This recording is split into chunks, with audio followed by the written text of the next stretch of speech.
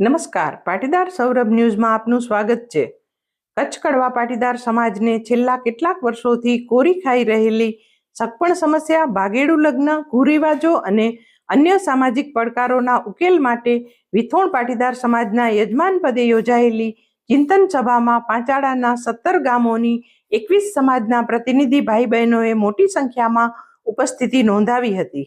ઉપસ્થિત જ્ઞાતિજનોની સંખ્યા અને ઉત્સાહ પરથી આ સમસ્યાઓ સમાજને કેટલી હદે સ્પર્શી રહી છે તેનો સ્પષ્ટ અને ચિંતાજનક અંદાજ જોવા મળ્યો હતો। રવિવાર તારીખ 14 જૂન 2026ના રોજ બપોરે 4 કલાકે વિથોણ સ્થિત પૂજ્ય ખેતાબાપા સંસ્થાન ખાતે યોજાયેલી આ મહત્વપૂર્ણ સભામાં નખત્રાણા પાંચાળાના 17 ગામોની 21 સમાજના પ્રતિનિધિઓએ ભાગ લઈ સમાજના ભવિષ્ય સાથે સંકળાયેલા વિવિધ પ્રશ્નો અંગે વિસ્તૃત ચર્ચા કરી હતી। સભામાં ઉપસ્થિત પ્રતિનિધિઓએ પોતાના વિચારો અને સૂચનો રજૂ કરીને સમસ્યાઓના સ્થાયી નિરાકરણ માટે માર્ગદર્શન પૂરું પાડ્યું હતું। વિથોણ લક્ષ્મીનારાયણ પાટીદાર સમાજના પ્રમુખ કાંતિભાઈ પદમાણી તથા સત્યનારાયણ સમાજના પ્રમુખ બચુભાઈ નાયાણીના અધ્યક્ષસ્થાને યોજાયેલી આ સભાનો પ્રારંભ દિલીપભાઈ નરસિંઘાણીના સ્વાગત પ્રવચનથી થયો હતો। પ્રમુખ કાંતિભાઈ પદમાણીએ સગપણ સમસ્યા, ભાગેડુ લગ્ન, કુરિવાજો સહિતના વિકાસને અસર કરતા કુલ 7 મહત્વપૂર્ણ મુદ્દાઓની વિસ્તૃત છણાવટ કરી હતી। ત્યારબાદ ઉપસ્થિત સમાજના પ્રતિનિધિઓએ પોતાના મંતવ્યો વ્યક્ત કર્યા હતા। ખુલ્લા મંચની ચર્ચામાં પણ મોટી સંખ્યામાં ભાઈ બહેનોએ નિખાલસપણે પોતાના વિચારો રજૂ કરી રચનાત્મક સૂચનો આપ્યા હતા। સભા દરમિયાન સમાજમાં વધી રહેલી દારૂની બદી સામે પણ કડક વલણ અપનાવવાની જરૂરિયાત પર ભાર મૂકવામાં આવ્યો હતો અને અનેક વક્તાઓએ આ સામાજિક દૂષણ સામે જાગૃતિ લાવવા અપીલ કરી હતી। ચર્ચા પૂર્ણ થયા બાદ તમામ 7 મુદ્દાઓ અંગે લેવાયેલા નિર્ણયો અને સૂચનોને સભાજનોએ હાથ ઊંચા કરી સર્વાનુમતે અનુમોદન આપ્યું હતું।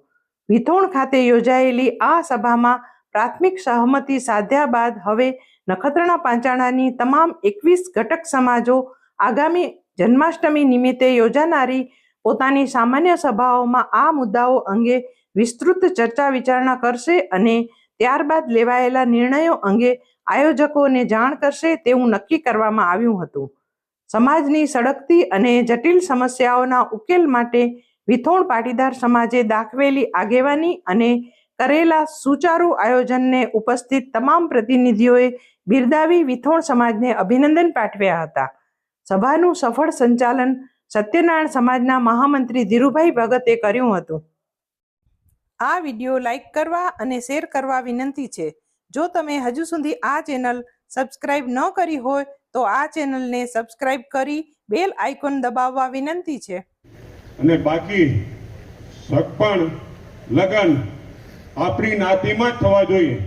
બીજી નાતીમાં માન લો કે ભણી ગઈ દીકરી હોય કે દીકરો હોય, એ બીજી નાતીમાં લગ્ન નહીં કરવાનું દીકરીને, આપણી નાતીમાં જ લગ્ન કરવાના। ભલે કદાચ 1-2 વર્ષ મોડું વહેલું થાય પણ આપણી નાતીમાં જ લગ્ન કરવાના। આ હિસાબે અમારા વિરાણીમાં 3 સંસ્થાઓની ભેગા મિટિંગ મળી હતી, એનામાં ચર્ચા થઈ। બીજું ભાગેડુ લગ્ન। હવે ભાગેડુ લગ્ન તો આપણે વર્ષોથી આનામાં અમે કૂટાયેલા જ છીએ કે હેરાન થતા જ આવ્યા છીએ, અને ભાગેડુ લગ્ન તો કોઈ સંજોગોમાં હું તો એમ કહું છું કે આપણામાં એને ચલાવવા જોઈએ।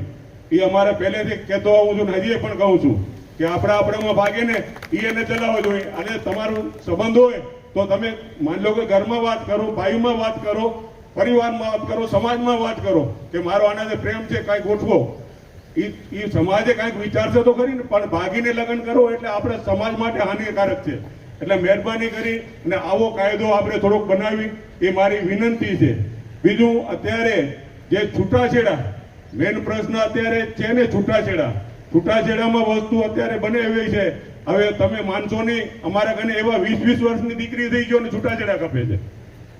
હવે સમજો, તમે વિચારો કે 20 વર્ષની દીકરી થઈ ગઈ હોય, હવે એની માને છૂટાછેડા કપતા હોય, 14 વર્ષ 15 વર્ષના તો દાખલા ઘણા જ છે। આવા કેસમાં આપણે છૂટાછેડાઓમાં પણ આપણે આ વસ્તુ માટે બંને પ્રમુખો સાહેબો હોદ્દેદારો બેઠા છીએ, એના માટે વિચાર કરી વ્યસનમાં આપણે નિયમનો ફેરફાર કરી છે અને ઘટક સમાજો આગળ તે આપણે એના પ્રત્યુત્તર માગી અને પછી આપણે એમનો નવું આપણે રચના કરી છે। પરંતુ આ બધા કેન્દ્રીય સમાજ નિયમ નક્કી કરે, પરંતુ આ જે નિયમો પાળવાનો હોય ને ખરેખર ઈ ઘટક સમાજનું હોય. અને આ ઘટક સમાજ વિથોણે જે આગવી લઈને જે આ કામ કર્યું છે ખરેખર ધન્યવાદને પાત્ર છે. બાકી એક વાત થઈ કે સીએ અને ગ્રેજ્યુએટ થતા હોય તો એના માટે આનામાં પણ એક છૂટ આપેલી છે કે સામેવાળા પક્ષને આપણે સગપણ કરી અને વેવાઈવાળા જો માન્ય રાખતા હોય તો આપણે ઘણા પણ એવા દાખલા છે કે સાસરે જઈને પણ ડિગ્રી મેળવે છે. એટલે એનો ખરેખર આપણે આજે 21 ને 23નું છે ખરેખર એ યોગ્ય જ છે. અને જો આગળ ભણવો તો આપણે વેવાઈ વેલાને સમજાવ્યું કે ભાઈ તમે આનું કામ બાંધછોડ કરી, અને ઘણા પ્રકારે એવા કહેશે કે સાસરે જઈને પણ ડિગ્રી લીધી હશે, તમે જોયેલું હોય પેપરમાં. ના કરો કે આપણે ભાઈ કેમ કરશું? બીજી સાહેબ ખડાને ઓખું લાગે ન લાગે પણ મનમાં આવે તો કહી દેવાની મારી રીતે.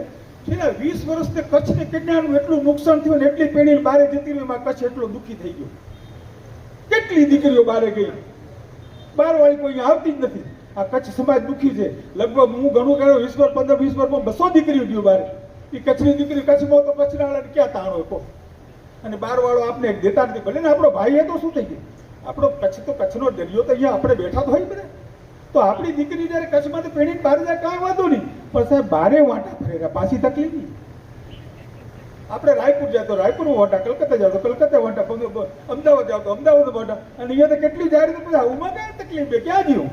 અને બીજો એક મુદ્દો છે, યાદ રાખજો, સમય આવશે, અમારો પણ આવશે. એક સમય એવો આવશે, આગમવાણીમાં એવું કહેલું છે કે એક નર પાછળ 9 નારી દોડશે. આ શબ્દો લખેલા છે. તો યાદ રાખજો, આપણે સાથે રહી અને આનું સંકલન કરી અને આમાંથી કેમ પાર પડીએ. આ સેવા સંસ્કાર આપીએ કે દીકરીઓ ક્યાંય આપણી જે આપણા કહેવા પ્રમાણે જ ચાલે, કારણ કે એ લોકો એની પસંદગી કરે છે. એની પસંદગીમાં તો પરિવારના ઠેકાણા ન હોય તો ઘણીવાર આપણે નથી સ્વીકારતા, ન આવે તો એના માટે એ લોકો ભાગીને લગ્ન કરે છે. એ કેટલું ખોટું કહેવાય છે. માટે આપણે ખાસ કરીને દીકરીઓને પહેલેથી આપણે ધર્મના સંસ્કાર આપો. આપણી સમાજમાં ધર્મના સંસ્કાર નામ 0 થઈ ગયો છે. કોઈ ધર્મના સંસ્કાર આપતા નથી. આપણે ખાસ કરીને આપણે આટલા મંદિરો સરસ બન્યા છે, એક બે ભાઈઓ કહીએ ગયા ત્યાં લગ્ન અને સગપણ વચ્ચે પણ સગપણ તૂટી જવા વાળા પ્રસંગો ઘણા બધા બને છે અને અમારી પાસે એવા મુદ્દાઓ કેન્દ્રીય ન્યાયપંચ સમક્ષ પણ આવે છે. લગભગ શૈલેષભાઈએ સૂચન કર્યું કે સગપણ થાય ત્યારે જે તે ઘટક સમાજમાં એની નોંધણી થાય. બહુ અગત્યનો મુદ્દો છે. જે ઘટક સમાજની દીકરી અથવા દીકરો ની સગાઈ થાય એટલે એની સમાજ જે ઘટક સમાજ છે એમાં નોંધણી કરાવે. સરસ રીતે ચાલતું હોય તો પછી લગ્ન થાય ત્યારે નોંધણી કરાવે. અને જો છૂટું કરવાનું આવે તો સમાજ જે તે ઘટક સમાજે મધ્યસ્થી કરવાની આવે. તો આવા જે મુદ્દા છે એમાંથી આપણે 80% બહાર આવી શકીએ એવું છે. સૂચન બહુ સારું છે, આપણે આમાં સમાવેશ કરવા જેવું મને લાગે છે. તો મેઇન તો આપણી જે સમસ્યાઓ છે, સમાજ એટલે સમસ્યા હોય, તમે એક સમસ્યા સોલ્વ કરો ને તો વળી સમય પ્રમાણે સમસ્યાઓ બીજી આવી જાય, ત્રીજી આવી જાય, ચોથી આવી જાય. પણ જેવી સમસ્યા ઉદ્ભવે ને એનું તમે તરત જ નિરાકરણ કરો ને જેટલું વહેલું, ત્યારે નાની હોય. પછી તમે જેટલું મોડું કરતા જાઓ સમસ્યા મોટી થતી જાય. આ સમસ્યા મોટી થઈ ગઈ, આપણે મોડું કરી ગયા. આ વિતરણ સમાજે જે કર્યું એ પણ ઘણી આનંદની વાત છે કે એણે મંથન કર્યું, યુવક મંડળ, મહિલા મંડળ, બધી સમાજો, આખું ગામ. તો આ એક નાની વસ્તુ નથી, તમે ગંભીરતાથી વિચારજો. સમાજ ગામમાં સંમત કરવું ને નાની વાત નથી, કરી ગયા. અને તમે બધા અહીંયા આવી બધી સમાજના અગ્રણીઓએ તમે કીધું છે કે આ બરાબર છે, એટલે તમે માનસિક રીતે આ અમલ થાય એના માટે તમે માનસિક રીતે તૈયાર છો. પછી તમારું ગામ માને કે ના માને, તમે ગામમાં વાત કરશો. તો અહીંયા જે રીતના બધાનો સૂર હતો, તો આપણી આ મેઇન સમસ્યાઓના સમાધાન માટે જે વિદ્વાન સમાજે જે નિયમો બનાવ્યા છે એના માટે એનો અમલ થાય, એમાં બધા રાજી છો, હું માનું છું ત્યાં સુધી. આમાં કોઈને વાંધો નથી. અને આ આપણી સમાજ જે આપણે જે સમાજમાંથી આપણે આવ્યા છીએ એની જનરલ સભામાં પણ આપણે આ મંજૂર કરાવી લઈશું.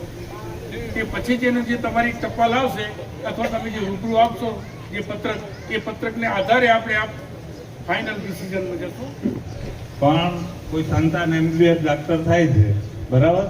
હવે એ ડાક્ટર થતું હોય ત્યાં સુધી સગપણ ના કરે, તો એવા કિસ્સામાં આપણે શું કરવાનું? એમાં છૂટછાટ મૂકવી જોઈએ. ઓપન મંચ છે ને એમાં આપણે બધા પ્રશ્નો કરી શકીએ, એનો કંઈક નિવેડો પણ આવે. તો એવું લાગે છે કે એવા હાયર એજ્યુકેશન વાળા હોય ને પ્રાઇમરી તબક્કે આપણે જે તકેદારી સમિતિ કાનાડ સાહેબે વાત કરી એવી હોય એમાં પ્રાઇમરી તબક્કે એકદમ કડક કરવા જશું તો થોડુંક એ બાબતમાં આપણે એવા જે બહુ હાઈ ફાઈ બધી ગ્રેજ્યુએટની વસ્તુ એમાં નથી આવતી, તમે સમજ્યા ને? એ છૂટ કેમ લાગે છે બધાને? હવે આ સામસામા જે સરપંચ થાય છે, લગ્ન થાય છે, એમાં એક આ સમસ્યા અમને દેખાણી કે ભાઈ નાનો હોય 2-3 વર્ષનો, અને આમ તો સમસ્યા એવી છે કે ભાઈ મોટો હોવો જોઈએ પણ નાનો છે, તો દીકરીને 2 વર્ષ સુધી આપણે રોકી શકીએ બહુ તો એમાં કંઈક એટલે વર્ષમાં કંઈક ફેરફાર કરવો તો કરવાની છૂટ છે આપણે, અથવા તમે સમાજમાં ક્યાંક કરજો તો વાંધો નહીં, પણ આ મુદ્દો બરોબર છે બધાને? ઓકે, બધા હાથ ઊંચો કરો તમને ખબર પડે. અને હું મા દીકરીને કહું છું કે જે તમારો જમાઈ હોય કે દીકરો હોય કે મતલબ ઘરવાળો, ટૂંકી ભાષામાં કે ઘરવાળો હોય અને એ ઘરવાળો દારૂ પીને ઘરે આવે ને તો તમે રૂમમાં ન જજો, હોલમાં સુઈ જજો, અને સવારના તમારે સાસુ સસરા કહેશે કે કેમ બેટા અહીંયા સુતા હો, તો કહી દેજો કે દીકરો દારૂ પીને આવશે તો હું રૂમમાં નહીં જાઉં, તો ઓટોમેટિક દારૂ બંધ થશે. દારૂ બંધ કરવાના પ્રયત્ન ઘણા આપણે કરશું તો. અને આ જે છોકરાઓ દારૂ પીએ છે ને એની સગાઈઓ થઈ ને ત્યારે એ છોકરા નતા પીતા, પરણીને જ્યારે દીકરી આપણી એના ઘરે જાય છે ને ત્યારે જ પીએ છે, કારણ કે દીકરીઓ એટલી એના ઉપર ઓલી એવી થઈ જાય છે કે દીકરાઓ દારૂ પીતા થઈ જાય છે. સાચી વાત કહું છું. અને 18 વર્ષની દીકરીઓને કુંવારા ઘરમાં જાય, એ 18 વર્ષની દીકરી કુંવારા છોકરાને બાપ કેમ કે વિતોડ નહીં થઈ ગયો છે એવો કિસ્સો, એવું કહું છું. એવું ના થવું જોઈએ, એવો એનો પણ એક નિર્ણય લો. એ નિર્ણય સાચો જ છે કે પરણેલી છોકરાની માં એ છોકરાવાળા ઘરમાં જ જાય હોય તો તે સંજોગોમાં 23 વર્ષ સુધી છૂટ દીકરીને. બરોબર? હાથ ઊંચો કરો તો બરોબર લાગે મને.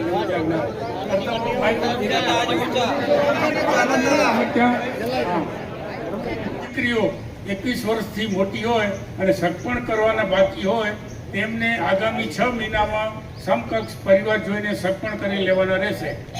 હવે આજથી આપણે આ નિયમ બનાવશું કે હજી આપણે મોટી સમાજનો હજી કોઈ નિર્ણયની રાહ જોશું? આપણી સમાજમાં પોતાની સમાજમાં જનરલ સભા મળે એની રાહ જોશું કે અત્યારે આપણે આ નિયમને પાળવાનું ચાલુ કરી દઈશું?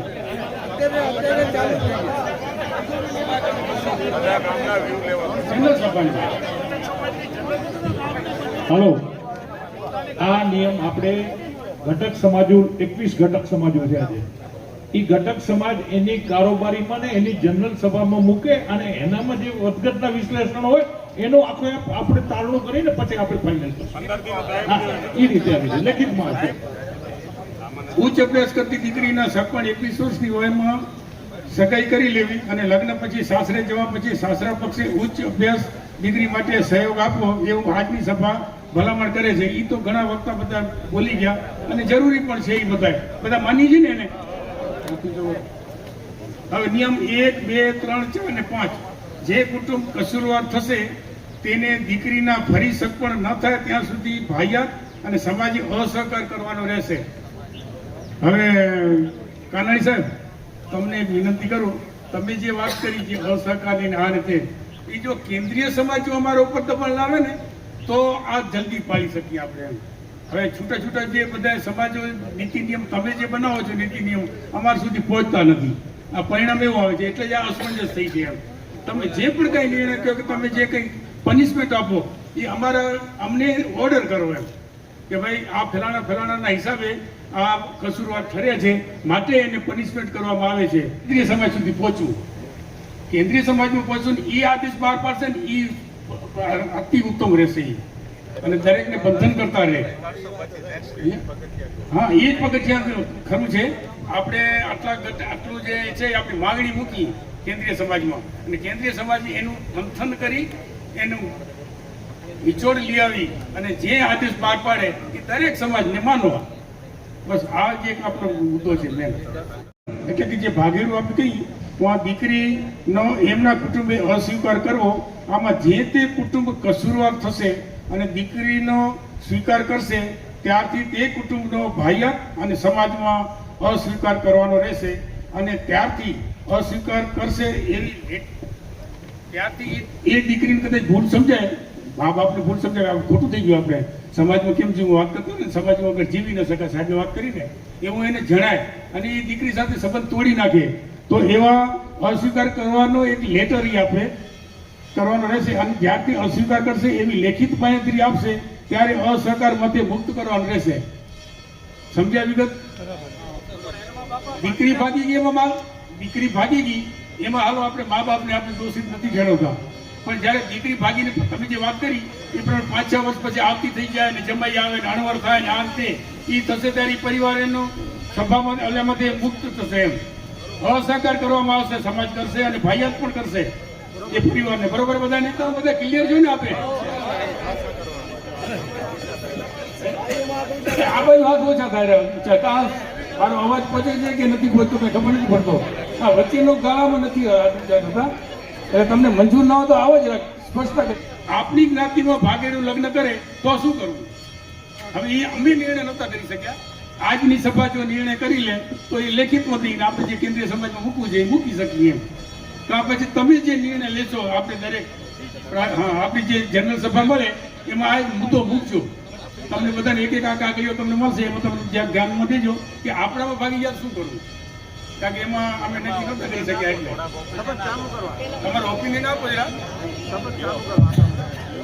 પહેલું તો ભાગેડું લગ્ન જ શું કામ? જ્ઞાતિ કે ઇતર જ્ઞાતિ ભાગેડું શું કામ? આપણી પાસે આ સામાજિક આવડી મોટી વ્યવસ્થા છે. જો દીકરીને એમ થતું હોય અથવા દીકરાને એમ થતું કે અમે બે એકબીજાને પ્રેમ કરીએ છીએ, અમારા માવતર માનતા નથી, તો જે તે ઘટક સમાજમાં વાત કરે ને એ સમાધાન કરાવી શકશે. બીજો મારો એક મુદ્દો કદાચ તમારા ધ્યાનમાં નહીં આવ્યો હોય, 5 જણાની તકેદારી સમિતિની વાત કરી હતી મેં. આવા મુદ્દા છે જે વિવાદાસ્પદ મુદ્દા છે. જો નિયમ 100% કોઈ દિવસ પડાય નહીં, નિયમ બનતા હોય એ 99% 95% સુધી પડાતા હોય ને તો ઓપ્શનલ કેસની આપણે ચર્ચા ના કરીએ. જે વિકલ્પો છે એના માટેની ચર્ચા જે તે વખતે આ જે સમિતિ બનવાની છે એ સમિતિ પોતે નિર્ણય લેવે છે. દીકરીને સગપણ થયેલા હોવા છતાંય આપણી જ્ઞાતિમાં અન્ય દીકરા સાથે ભાગી જાય તેવા સંજોગોમાં શું કરવું? એને ભાગેડું સમજવું કે કઈ રીતે એનો નિર્ણય સભા ઉપર છોડવાની વાત હતી. અમે પોતે નિર્ણય નહોતા લઈ શકીએ એટલે હવે આ વાંધો નથી. અત્યારે આપણે આની ચર્ચામાં ન લઈ, તમને જે આ પત્રક આપવામાં આવશે ને તમે જનરલ સભામાં તમે નિર્ણય લઈ અને લેખિતમાં આપી દેજો. આનું આ કરવું, આનું તે કરવું. બરોબર ને? આપણો સમય બચે એટલો.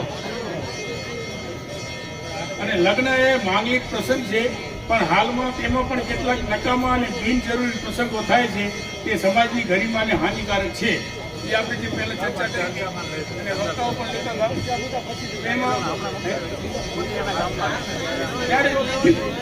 પણ છતાં હું વાંચી જાઉં બધાને ધ્યાનમાં આવે, બધા પાસે આ પત્રક નહીં હોય. એટલે બિનજરૂરીમાં એવું હોય પ્રી વેડિંગ, પછી લગ્ન વખતે કન્યા આગમન વખતે બંને પક્ષો દ્વારા થતો ડાન્સ, ફૂલડોલ અથવા હલ્દી રસમમાં બિનજરૂરી તાયફો. આપણા પ્રસંગોમાં સંખ્યાની મર્યાદા હોવી જોઈએ. અને બેબી સાવર એ અમે નહોતા લેખક સાહેબ લખી દીધું. એમાં ચર્ચા કરી અંદાજિત આગામી આપણે શ્રાવણ મહિનો રાખીએ જન્માષ્ટમી. બરાબર? જન્માષ્ટમી સુધીમાં બધાએ પુસ્તકો તૈયાર કરીને આપણે એક ઠેકાણે આપીએ અને એ તમને કહીશું કે કઈ જગ્યાએ આપણે ભેગા થઈને વળી પાછા પત્રકો એકત્ર કરશો. આપણે જાણી લીધો ખરેખર સમસ્યા આપણા અંદરમાં જ છે, બહારે નથી. આપણે ધારીએ તો આ સમસ્યાનું નિરાકરણ આપણા હાથમાં જ છે. સગપણ સમસ્યા એટલે 21 વર્ષ શા માટે? 21 વર્ષ એટલા માટે કે 21 વર્ષની દીકરી થાય અને આપણે એના સગપણ કરી નાખી તો દીકરી 21 ને 23 વર્ષની વચ્ચે એમને કાંઈ મન અરસ ક્યાંય બીજી જગ્યા ઉપર ફંટાય નહીં. એનું સગપણ થઈ જાય એટલે દીકરીની સીધી જેની સાથે આપણે એને સગપણ કર્યા હોય એની સાથે લાઈન ચાલુ થઈ જાય, વાતું કરે, હરિયાણું કરે, એના સાસરિયામાં આવતી જતી થઈ જાય. એટલે 50% જ લગ્ન પહેલા દીકરી આપણી ત્યાં ભોયડી થઈ જાય કે એને ત્યાં સાસરે જતી વખતે એને તકલીફ ન પડે. એટલે આના પાછળનો બીજો કોઈ એવો ઇતિહાસ અને આને આ ન મળે એનું આ મુખ્ય કારણ છે. ભાગેડું આપોઆપ ઘટી જશે. દીકરીનું સગપણ થઈ ગયું અને 3 વર્ષની અંદર આપણે ખબર પડી હશે કે લગ્ન પછી કોઈ પ્રોબ્લેમ ઊભો નહીં થાય. જો આ બધા મંતવ્યો ભેગા લઈ અને આપણે જન્માષ્ટમી પછી આપણે આની મિટિંગ લેશું અને એની અંદર મિટિંગમાં એટલે હવે આટલી બધી નહીં હોય ત્યારે ગામમાં બે ચાર જણે લઈ આવી અને આપણે તકેદારી સમિતિ બનાવશું. એટલે તકેદારી સમિતિ બની જાય એટલે આ બધી સમસ્યાઓ જે થાય એનું નિરાકરણ માટે કોઈ સમિતિ તો જોઈએ જ ને. એટલા માટે આપણે સર્વેને નમ્ર વિનંતી કે આપ સૌ આમાં સહકાર આપશો અને દીકરીના 21 વર્ષે સગપણ થઈ જ જવા જોઈએ એવું મનથી નક્કી કરીને આપણે ઉઠવાનું હોય અને 23 વર્ષે એના લગ્ન થઈ જાય આવું મનથી કાઢ્યું તો બધાએ આપણા સોલ્યુશન આવી જશે. અને આમાં ખરેખર મારા જેવો ભૂલ કરતો હોય તો સમાજનું ધ્યાન દોરવું જોઈએ કે ભાઈ આપણી પોતાની આપણે મોટા થઈ અને આપણે જો કોઈ તમે અમને નહીં કહો તો અમે તો ભૂલ કરશું તો એનું આપણું વજન નહીં પડે સમાજ ઉપર. આપણે દોષિત છીએ તો આપણા સામે પણ આપણી ચિંતાવી જોઈએ. તો એ માણસ મોટો છે એનો મતલબ એ નથી કે એમને કોઈ કાંઈ ના કહી શકે. ઘણા ભૂલું કરી રહ્યા અમારા જેવા આગેવાનો, તો આગેવાનોને કહેવું જોઈએ આપણે બધાએ શા માટે આવું ચાલે. બાકી આમાં કોઈ સમસ્યા સગપણની પણ સમસ્યા આપણે એકબીજાના લેવલ જોઈને જો કરશું ને તો તાત્કાલિક ઉકેલ આવી જશે. સત્યનારાયણ ભગવાન કી જય. સત્યનારાયણ ભગવાન કી જય. કુલદેવી ભગવતી ઉમિયા માત કી જય.